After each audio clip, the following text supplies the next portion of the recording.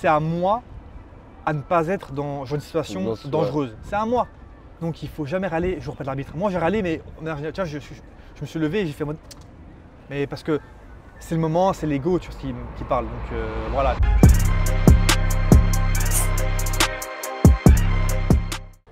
Salut les fighters, j'espère que vous allez bien. Comme vous pouvez le voir, on se retrouve à Paris. Donc on est aujourd'hui avec Steven Chehou. Donc Steven, comment vas-tu? J'espère que en forme, hein, nickel. Ça va? Ouais, là on est bien sur Paris, donc place de la Concorde. Très beau, hein, très peuplé, c'est les vacances, donc tranquille. Moi je vais te demander de te présenter dans un premier temps pour toutes les personnes qui nous regardent mais qui ne te connaissent pas encore. Ok, moi c'est Steven Chehou, d'origine albanaise, grandi en Belgique, donc maintenant sur Paris à l'US Métro. Et c'est là-bas que je vais faire le reste de ma carrière et j'espère aussi finir là-bas. Donc voilà, gros background amateur, 19-6 en amateur, boxe anglaise 4-0, kickboxing 3-1, pro 2-1, malheureusement c'est pas le record parfait que tout le monde veut, mais bon, on fait avec et on avance. Et voilà, et sambo, truc comme ça, voilà, c'est moi. Avant de parler de tout ça, moi je suis curieux de savoir un peu comment tu étais quand tu étais un peu plus jeune. Est-ce que tu étais bagarreur? Est-ce que tu étais vraiment quelqu'un qui était, je sais pas, dans les études, fixé dans le sport ou tu étais un peu partout? Dis-nous tout. Donc on va commencer par la souche. Ouais. Donc né à Tirana, ouais. Parti du bled à mes 3 ans. Ouais. Je suis là, donc on essaie d'abord de venir en France. Ouais. Dans le camion pour l'immigration, j'ai pleuré.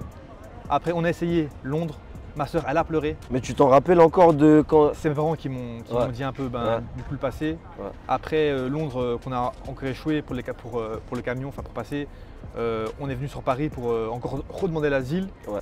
On est resté à Paris 3 nuits dehors, on a raté, on a encore refusé, et de là Belgique. Et puis Belgique, centre de réfugiés, donc c'est des zones, c'est des camps extrêmement faits pour les réfugiés, pour qu'ils restent, pour qu'ils s'installent. Je suis resté dans les centres pendant 8 ans et c'est pas commun en fait. Souvent les gens restent de 3 mois à 1 an dans les centres, grand maximum. Ouais. Et les pires des cas, 3 à 5 ans. C'est des grandes fourchettes. Hein. Ouais. Et moi 8 ans, et moi en fait je savais pas, parce que pour moi c'était normal. Ouais. Et quand j'ai demandé à des gens, nanana, et toi, c'était 1 an en gros max. 8 ans, ah ouais. Et là-bas c'était Bagdad. Donc j'ai un peu grandi dans ça. Après plus tard, du coup je suis parti m'installer à Namur à mes 11 ans je pense. Ouais. Et depuis là, j'ai 26 ans, j'étais là-bas, depuis mes 11 ans j'étais à Namur. Jeunesse de merde, entre guillemets, mais heureusement il y a un truc que je suis toujours fier, même si à côté j'étais un petit bagarreur, j'étais un petit tout le temps en mode farfouiller, bagarre, un peu, tout le temps à l'école de clean.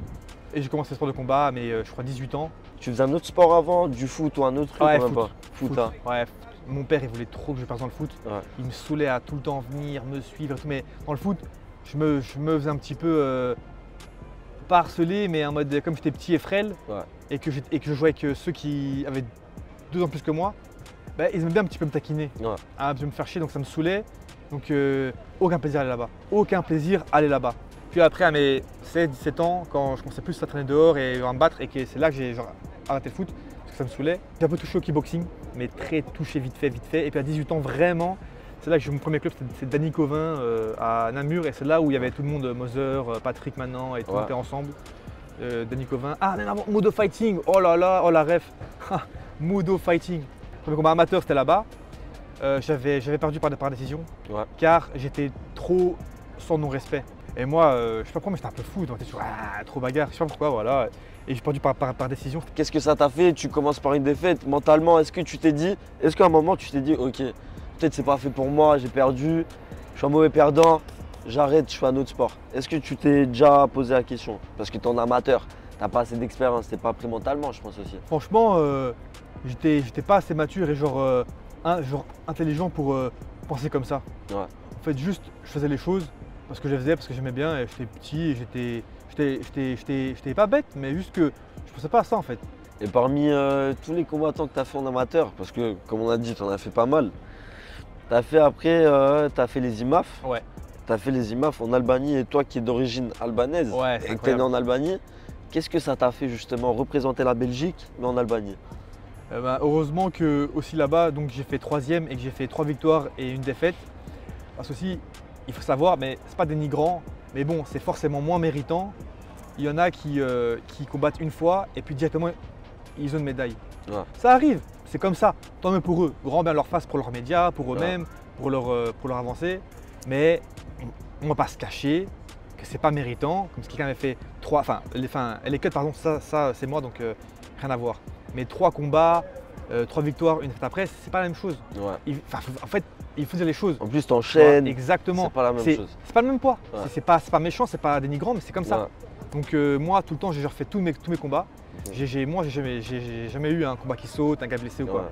Donc, t'as jamais eu cette chance de sauter un tour. C'est ça. Tu vois, tous mes IMAF, j'ai eu ce que je devais avoir. Ouais. Moi, aux IMAF, j'ai 7-3, dont 6 finishes. Ouais. Et j'ai perdu que contre les champions. Premier Europe, j'ai fait IMAF, j'ai gagné le premier, guillotine. Perdu le deuxième contre Mazri Amar, contre un pro français, très bon en plus. J'ai perdu contre lui par split. Et puis lui, du coup, champion d'Europe par après. Bien joué, frérot. Il faut dire ce qu'il y a. Donc après, là, c'était en Serbie. Et du coup, pour revenir au combat des IMAF, premier combat, je les gagne. Je le fais un petit peu dans le bain, KO sur l'Indien. Il est pro aussi maintenant, il a 3-0, je crois. Okay. C'est un Indien mongol. Et après, j'affronte le Grec. Là, le Grec, gros combat. Tout assez cool, parce que Grec aussi, Albanie, bon, il y a un petit conflit de voisinage. Entre voisins, bien sûr, ça se taquine. C'est ça, voilà. Premier round, je me mets en gaucher parce que la veille, le Grec, je l'analyse, je vois à chaque fois, il fait qui rentre. Ouais. Je me mets en gaucher, j'en vois, poum, Bounia, il tombe. Ouah, ça crie, combat, dès le début, c'est feu.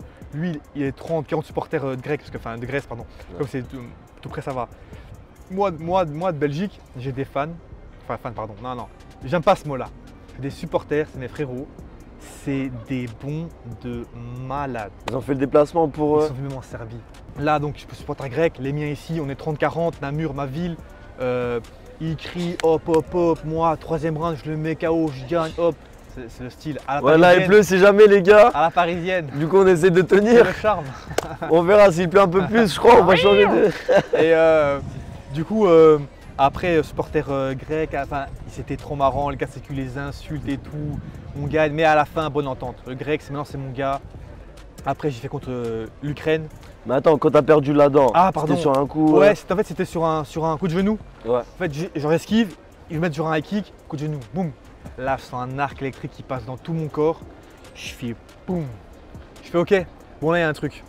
OK. Il y a eu un arc électrique dans tout mon corps. J'ai fait waouh.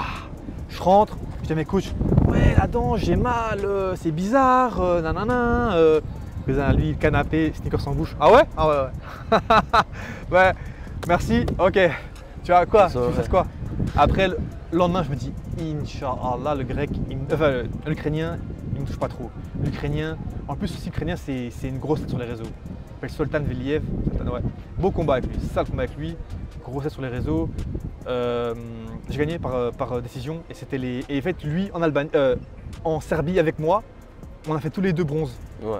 Et du coup là c'était le match des bronzes. Ouais. C'était stylé. Et là je gagne par décision, sale combat quand je l'ai c'était vraiment un sale combat, c'était vraiment une belle adversité. C'était bien électrique. Je gagne, la dame ne touche pas heureusement. Et puis Kazakh, grosse lutte, gros background.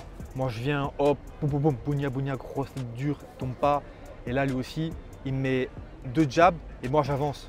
Du coup en fait ça c'est en avançant tu prends le jab direct. Double impact, c'est pire. En fait c'est que quand je tire la tête et que je fais un coup de genou, ça va. Mais quand je tire en même temps, les deux, ça craint. Je fais ça, boum boum. Là j'ai compris, là je dis ah d'accord. Je vais dans mon coin, la bouche en sang. Je dis ma dent elle est où? Genre dans ma tête, ma dent je l'avale, je sais pas. En la pointage dent. En plus c'était la dent de devant, c'est ça? Elle pendait frère. Tu vois, je la pointage dent. Je fais ma dent, je parle comme ça. Je fais ma dent. Mourad il fait, mon coach il fait quoi? Je fais attends, touche, et je l'ai là, ok elle est là. Je remets, il met de l'eau, hop, c'est reparti, 32, 3, poum. Et toi tu pensais à la dent aussi? Ouais frère, un petit peu comme ça. Il y avait le combat et toi je pensais au combat et à la dent, j'avais la haine en fait. C'est la dent de devant, frère, ça, c'est une galère. Sur la cage, j'étais fils de chien. T'avais trop le seum. J'avais la haine de fou frère. C'est quoi qui t'a marqué le plus dans ta carrière amateur? C'est quoi le combat qui t'a le plus marqué? Est-ce que tu as une anecdote en particulier? Comme ça, après, on peut parler un peu de ta vie en tant que combattant professionnel, Steve.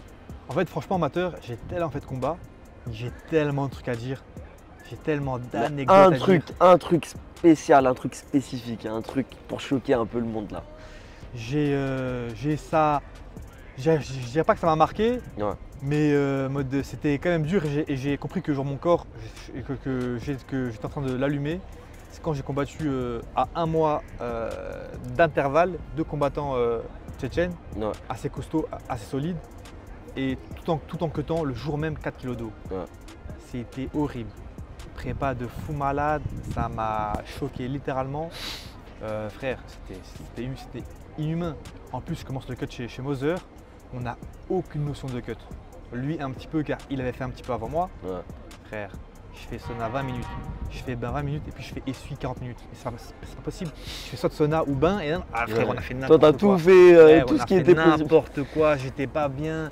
J'étais en chute, je commençais à avoir double cousin. Je fais le combat, je gagne. TKO round 3, grosse guerre. C'était contre la team à Keita. Je pense que je sais pas si Keita était dans le coin, mais c'était la team à Keita. C'est l'Amiro Fight Club. Je gagne et tout. Et en fait aussi c'est que mon coach à l'époque, comme il avait fait, et c'est vrai que c'est moi j'ai pas respecté ça, mais il avait dit Steven, écoute, si tu combats un Tchétchène, moi je ne serai pas dans le coin. Parce que voilà, genre entre eux, ils ont des trucs, ok, je respecte. C'est vers sa life, c'est un grand monsieur qui fait ce que sa vie, tu vois. S'il veut pas, il veut pas. Et moi les gens qui vont dire ouais c'est pas un coach. Mais non frérot, c'est pas ta life, c'est la sienne. Donc respecte, tu vois. Je dis ok, tu vois. C'est vraiment Islam, genre je l'aime trop. C'est un gars de fou malade, il est trop gentil, c'est une crème. Tu le vois, frérot, homme de Cro-Magnon, excuse, hein, mais sauvage, 2 mètres. Mais quand tu le connais, frérot, cœur sur la main, trop gentil, un gros nounours, tu vois. Donc tranquille, pour lui c'est full cœur, à l'aise. Après, j'ai 1 mois après un autre Tchétchène de Marseille, une team de fous. Du coup, le coach était toujours pas dans ton coin, du coup, vu que c'était encore un autre Tchétchène. Ouais, non. Et là, Maga n'était pas là parce qu'il était en Suisse en ce moment-là encore. Et là, c'était Tarek. Tarek, Sendo avec Salvo, Salvatore La Liga. C'était eux deux. Et là, rebelote, cut 4 kilos le jour même, à 1 mois d'intervalle. Normalement, pour récup de ça, il faut des 3, 4 mois, 5 mois, c'est les pros ce qu'ils font. Moi, frère, après 1 mois, je remets ça sur la table. T'as refait tes. Mais le premier, bon, comme c'est qu'une fois, à l'aise. Frérot, le deuxième, pure expérience. Le gars en face, petit Tchétchène déter, 18 ans, tout costaud, il est venu, frérot, pour juste m'allumer. Déter, je fais, ouais, j'étais chaud lui. Frère, heureusement, round 2, expérience, il me met au sol, triangle, hop. Frère, à la fin, je suis sur lui comme ça, tellement j'étais mort. J'y gagne, je me lève, je boite. Tu savais même pas où t'étais, quoi. Mort, Tarek, il vient et fait. Ah ouais. Tu vois, en mode, je fais, frère, je suis mort, je fais, bah ouais, sans blague. Frère, heureusement, ce combat il s'est fini comme ça. Donc j'ai retenu que t'es en pro, ça sert à rien. Ça sert à rien, frère. Mon corps, je l'ai allumé pour 0 €, pour rien du tout. Allez, une fois ou deux, fais-le. Une fois ou deux. Mais maximum 2-3 kilos. Ouais, non, j'ai déconné. Et il y a un gars qui m'a dit une phrase. Il m'a dit, reste pas trop en pro. Il m'a dit, n'use pas ton corps genre en pro, garde-le pour l'amateur. Mais moi je me suis dit, mais non, mec, je raconte, mais non, t'inquiète pas, je vais assumer. Use pas trop ton corps en amateur, garde-le en pro. Exactement. Pour éviter quoi? Les cuttings, les blessures. Parce que peut-être un amateur, tu vas avoir, exemple, faire une blessure, une sale blessure vers l'épaule. Mais au moins en pro, tu vas te payer pour, tu auras les médias, tu auras la lumière sur ça. Alors qu'amateur, il y a encore trop une zone d'ombre. Il n'y a rien, Et moi, en fait, c'est que je sais pas si c'était le manque de maturité, si c'était le manque de.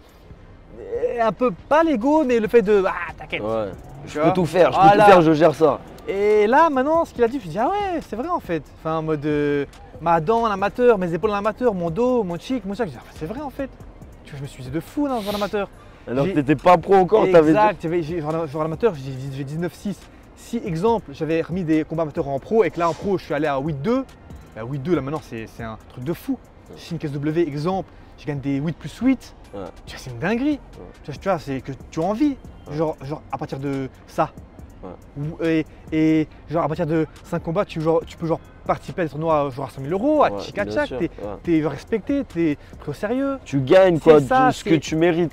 Malheureusement, Il fallait pas. C'était une époque où en fait j'étais trop humain. Par exemple, dans le sens, je veux dire que l'humain, il n'apprend que quand ça lui arrive.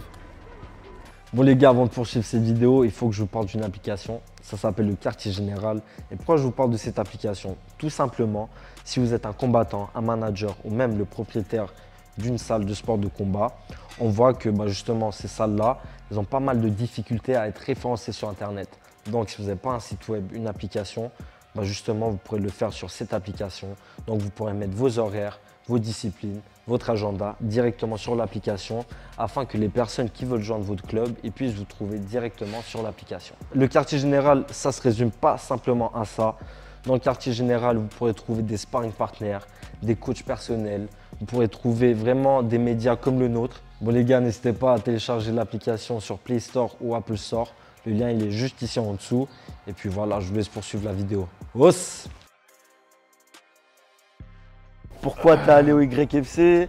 Est-ce que tu es allé de toi-même? Est-ce qu'il y a un de tes coachs qui t'a dit écoute, il y a quelque chose à faire, il y a de la visibilité? Comment ça s'est fait? Je devais déjà partir là-bas pour match sur les terrains.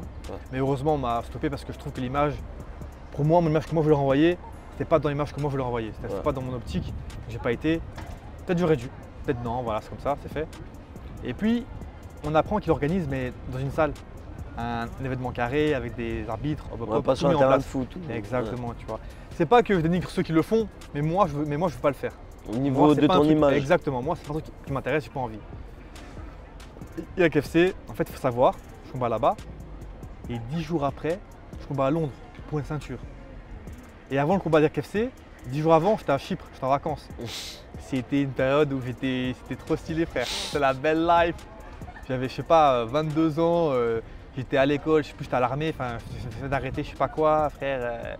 L'argent ça allait, j'avais rien mais j'étais heureux. Et du coup je vais à Chypre, tranquille, je fais mes vacances, je reviens.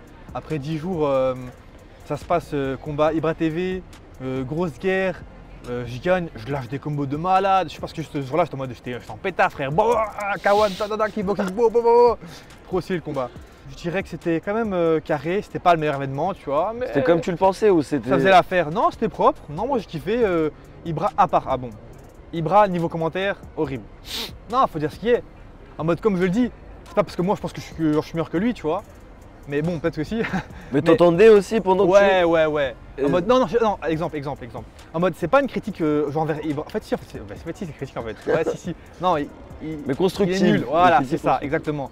Niveau commentaire MMA, Ibra TV, il est pas fait pour ça, tu vois. Ouais. En mode, c'est pas méchant parce qu'il est fort en business, genre il est fort en… Il est les autres trucs qu'il fait. Exactement, il est très fort, il est très bon. Regarde où il est, tu vois, machallah, je prends pas l'œil, tu vois, bien. Et en mode, mais juste, il est nul frère. Commentaire MMA, mon combat je le revois, frère j'ai la haine. Gros, je suis un humain, je suis un gars, je suis un homme frère. Mon ego frère a fait prendre un coup, j'ai la haine frère. Il dit quoi? Il dit je combats, premier round, bon c'est vrai que j'ai un petit peu galéré à sortir ma boxe, voilà. Il dit ouais Steven, ça se voit qu'il est amateur hein. Ouais il est pas trop, Bah, frère Dos, tu te dis pas ça. En plus ton événement, faut le vendre. Ouais. Et moi ça me dénigre. Ouais. Et du coup, indirectement, ton événement, tu le dénigres. Car tu dis que tu es amateur, donc il faut justement… Donc les gars qui sont dans ton truc, c'est… Exactement frère, moi j'ai la haine quand je vois, je fais sérieux ou quoi frère, vas-y un peu dose frère, tu vois. Moi je viens, c'est amateur donc voilà, mais pour dire, je prends pas d'argent, moi je viens pour moi le délire, ouais. Ok tu m'offres ta visibilité, donc merci. Mais en plus on te dénigre. Merci, tu vois. Mais dénigre pas frère, c'était dénigrant. Après, encore une fois, j'ai le bon soupçon. Ouais. Donc je pense… C'est ta façon de voir les choses pour toi, c'était comme exactement. Ça. Parce que peut-être que lui, il a vraiment fait avec aucune mauvaise intention. Du coup, j'ai le bon soupçon. Mais juste ce que je dis niveau commentaire, c'était déplacé. Au début, il me dénigre, mais il me dénigre, frère. Il faut dire les faits. Mais je répète, si c'était pas son but, ok, tu vois. Je peux comprendre, mais c'était dénigrant. Après, round 2, malheureusement, il n'y avait pas d'action, mais round 3, après, il remonte ça. Mais c'est pas logique, tu vois. Tout ça dans le même combat, quoi. Ouais, c'est ça. Donc moi, je dirais, Ibra TV, tout est bien, tout est carré. Il a bien fait ça, félicitations. Juste prochaine fois, niveau commentaire, c'est mieux qu'il ne les fasse pas. C'est quand que tu as eu le déclic, tu t'es dit, ça y est, je suis prêt pour le monde professionnel? C'était juste après les mondiaux d'Albanie. Ouais. En fait, j'avais tout appris à la suite. Ouais. Que je combattais en Albanie, IMAF, que je commençais en pro après un mois. que signer aussi, je sais pas, enfin j'ai tout appris d'un coup, donc j'étais hypé. Et je pense qu'aussi malheureusement, j'ai pas été focus sur le pro parce que j'ai eu trop d'infos. Tu t'es précipité et t'as tout voulu faire en même temps quoi. J'ai trop été précipité par les choses, par les informations. Ouais. J'ai pas été une chose à la fois. T'as pas tout assimilé comme il fallait. D'abord focus, exact. D'abord focus sur un truc, puis sur l'autre, tu vois. C'est bien d'avoir des rêves et des projets. Il faut. Tu notes tout, mais reste focus tout le temps par étape. Ouais. Dis pas, attends, exemple, si t'as genre 3 combats en 6 mois, dis pas le dernier combat, je vais faire ça, comme ça, je vais rentrer comme ça en scène. Non. Pense-y, mais focus sur le premier combat d'abord. Ouais. Focus sur le premier. Pense qu'à celui-là. D'abord celui-là, et même si j'ai un conseil pour les coachs, de mon humble expérience, même n'en parlez pas. Il faut même pas lui dire le planning limite. Après malheureusement, s'il prévoit des vacances et nanana, bon, ça après c'est la vie, tu vois. Enfin mais bon, mais en tout cas, je viens de te dire, il vaut mieux calculer, tu vois, parce qu'en fait c'est que le rôle du coach, genre, on ne dirait pas, mais c'est dur de malade. Genre être coach, c'est vraiment très dur. Bien sûr. C'est gérer tous les combattants. Si lui c'est un fêtard, si lui c'est un coquet. Ouais. Voilà, j'abuse. Il y a de tout quoi. Ouais, il y a tout frère. Et surtout dans le monde du MMA, on est des gueudins. Mais pour revenir à ton expérience en pro, tu as fait ton premier combat. Ouais. Tu as gagné. Sale. J'entrais de psychopathe, de malade. Et genre dans l'entrée, j'ai mis je crois 800 €. Dans l'entrée, j'ai mis 800 €. Avec les drapeaux. Ouais, frère. Je t'ai payé 1005. J'ai mis plus de la moitié, frérot. 800 balles. C'était lourd quand même, le fait qu'il y a tout le monde qui rentre avec le drapeau de l'Albanie. Dommage juste que j'ai pas plus mis ça en avant, mais c'est pas grave, allez, c'est en mode. La prochaine fois. Genre espérons à Hexagone.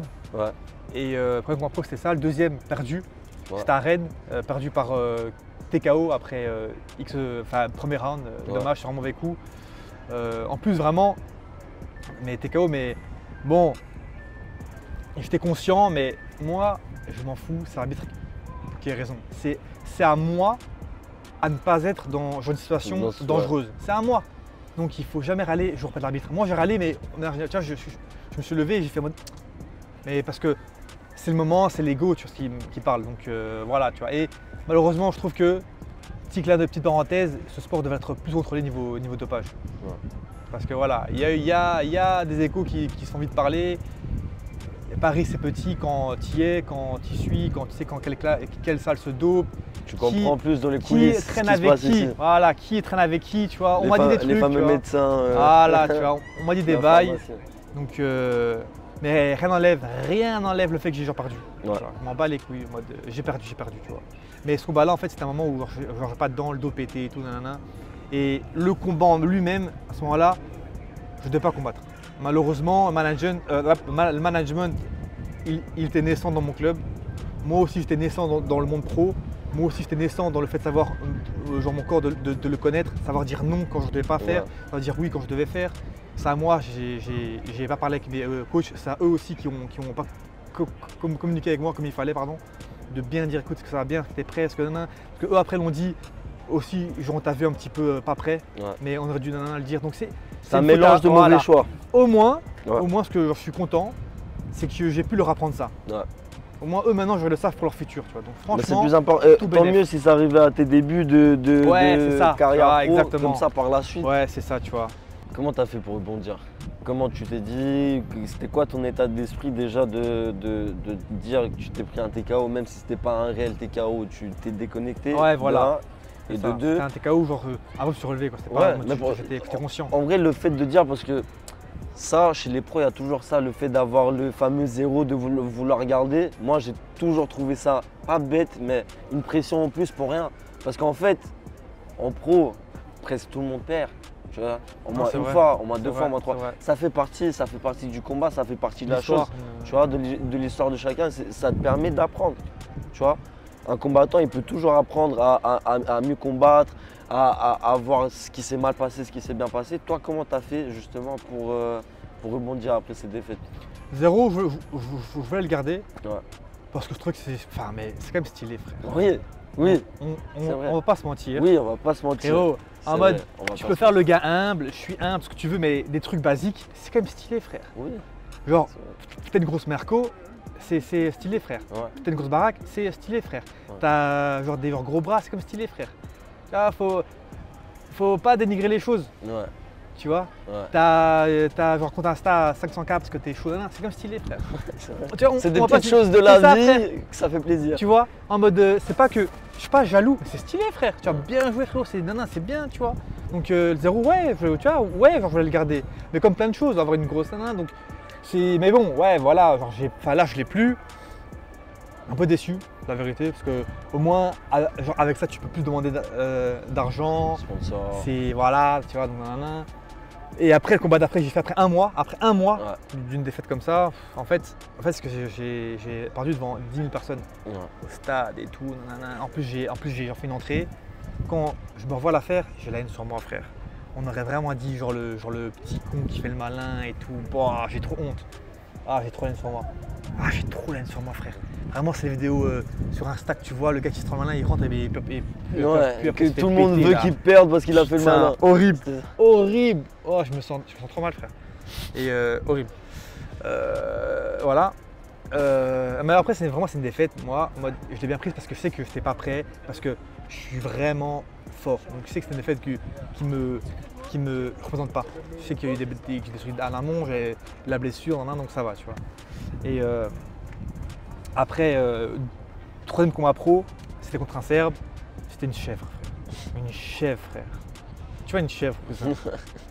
Frérot, il est venu, frère. Il y avait aussi Patrick qui l'a pris. Patrick, il l'a pris comme premier adversaire, je crois. Ouais, je pense pas qu'il ait pris comme premier adversaire à la VF, je crois que c'est lui. Une chèvre, frère. Il faut commencer quelque part. Ouais. Frère, c'est une chèvre, moi je l'ai pris pour le cachet, il a dit merci au revoir, tu vois. Ouais. Commence pas avec sa tête, c'est pour un peu remonter du 1-1, ça j'ai 2-1. Ouais. Record positif pour après renégocier les contrats. Après, je peux pas en vouloir aux gens qui ne sont pas dans le milieu de critiquer. Ouais. Parce que la critique est facile. Donc moi aussi je le fais, tu vois. Ouais. Moi aussi des fois je critique genre des sports dont j'ai pas les vis, dont j'ai pas genre l'arrière-plan, dont j'ai pas la face cachée de l'iceberg. Donc je m'en fous moi. Critique, ok. Si c'est positif, je prends. Si c'est négatif, j'analyse. Tu me critiques tout le temps. Ce qui fait qu'on a évolué, ce qui fait que l'humain est devenu moins bête, c'est l'esprit critique. Avoir une info et l'analyser. Ouais. Elle est bonne, je la garde. Exemple, le feu ça brûle, oh ok, tu vois, t'avances, ok, tu comprends les choses. Ouais. Le feu, viande, ça cuit, hein, tu vois, des trucs comme ça, esprit critique, tu prends l'info, voilà. Petit à petit, mais t'apprends. Tu gardes, c'est ça, tu gardes, ce qui est bien, ce qui est pas bien. Exactement, moi un noob, frère, je vais l'écouter. Ouais. Un gars qui a rien à voir, je vais l'écouter, frère, je m'en fous. Juste, je l'écoute, ok, c'est qui lui, qu'est-ce qu'il a fait, pourquoi il dit ça, non, qu'est-ce qu'il vaut, tac, c'est bien, je prends, c'est pas bien, ok, à voir, oui, non, ok, oui, non. Frère, tu filtres. Tu vois. Sur le moyen terme, on va dire, et sur le long terme, est-ce que tu as des objectifs précis ou tu préfères plutôt te contenter de voir ce qui se passe le jour J à l'heure actuelle et tu te mets pas de pression pour la suite? C'est comment toi? Bah là, du coup, je suis sur Paris depuis 2 semaines. Ouais. Là, je vais essayer de trouver un taf un petit peu stable, poser un petit peu ici, faire un peu la vie ici, tu vois, tranquille. Parce que là, j'ai signé chez Hexagone. Ouais. Et du coup, pour que l'argent rentre, je dois combattre. Mais là, j'ai une petite blessure qui traîne. Ouais. Un peu sur un bête truc, mais bon, c'est pas grave. Avec Hexagone, j'ai 3 combats. Normalement, je vais le faire avec eux, ce sera avec eux, tout ce qu'il y aura à la suite pour le moyen terme. Ouais. Après les 3 fights avec eux, je vais voir. Je pense après, j'aurai quoi? Là, j'ai 2-1, 3 fights, 5-1. Donc, obligé. Hein. Donc là, à partir de 5 combats pro, tu peux affronter d'autres personnes qui ont plus de 5 combats pro. Ouais. C'est la règle en France. Donc là, je pense que je vais signer grosse ligue. Hein. Je veux viser ça et je vais viser ça, tu vois. C'est quoi la grosse ligue qui t'intéresse le plus toi actuellement? Je n'ai pas, juste que ça paye. Mais exemple, grosse ligue KSW, Octagone, PFL, tu vois. Ouais. Mais pas se mentir, je vais viser aussi peut-être un milieu un petit peu plus francophone. Ouais. Pour d'avoir une bonne accroche avec eux. Bien sûr. Avec le milieu francophone, même si c'est même si c'est un public très très vache. Ouais. C'est dur à avoir, dur à regarder, très vache, très tendancieux. Ouais. Dans le sens exemple. Là maintenant je fais un mème sur le fait de tout le temps je dise alors l'équipe, tu vois. je vais tout le temps le dire. Après 2 mois, ouais, c'est bon maintenant. Le gars, genre, il est lourd. Ah ouais, c'est bon, une fatigue. Très tendancieux. Ouais, c'est vrai. Ça bouge trop. C'est vrai. Il n'y a rien qui est stable. Ou aussi le fait, par exemple, de pas. Imagine, tu as une blessure et tu n'apparais pas sur les réseaux. Les gens, ils t'oublient. Ah, frérot, moi là maintenant, j'en suis conscient que là, je suis en baisse de hype. Ouais. Je suis conscient. Donc là, maintenant, je dois en plus remonter ma hype. Enfin, ouais, du coup, remonter sur la pente descendante et la relancer. Ouais. Du coup, moi là, je suis à. Rattraper ce que tu avais et faire encore plus.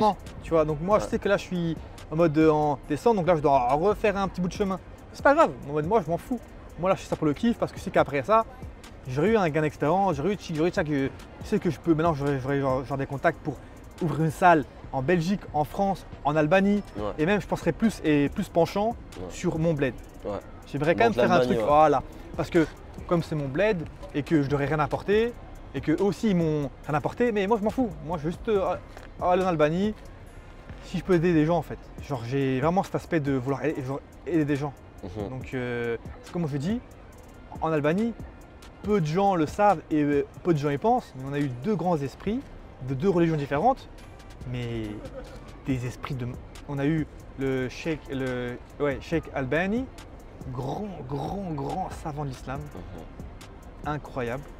Et on a eu Mère Teresa, grande personne du christianisme. C'est, tu vois, 2 personnes de 2 religions différentes viennent d'Albanie, tu vois.